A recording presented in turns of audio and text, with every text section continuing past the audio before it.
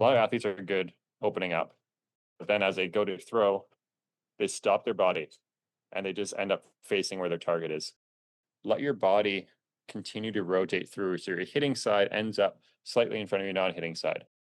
There's other ways of scoring the ball, but if you're looking for velocity or less pain, then this concept of just letting your body rotate through the ball can be really important, like really low hanging fruit. We need to emphasize that takeoff position and their landing position. If we can get their feet taking off a certain way and then landing facing slightly the other direction, it's a really easy learning place of like you take off facing this wall, you land facing this wall. Cool. If we can do that, we are accomplishing rotation and we are moving the needle pretty far as a starting point. And then identify where that hand is going. Another one of those things that we hear a lot of is snap the wrist. So when we think of snapping the wrist, yeah, the wrist will snap on top of the ball as we're loose and as we contact on top of it. What we can train to allow that to happen is just where we're following through to. So when we're loose and we're following through, we like to say like smack yourself in the back or give yourself a little slap in the back or the hip or whatever, so that you are training this full big rotational pattern and letting the arm follow through and letting your body decelerate versus a lot of people when they snap the wrist will end up stopping their hand kind of like midair.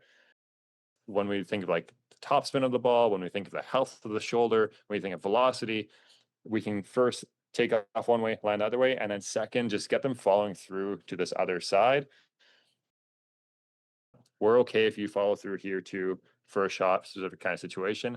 But when we're trying to produce that velocity, we want them experiencing what that follow through across the body will feel like, which will help with the snap, which will help with the looseness of the arm. Whenever you're hitting a volleyball, you're trying to rotate.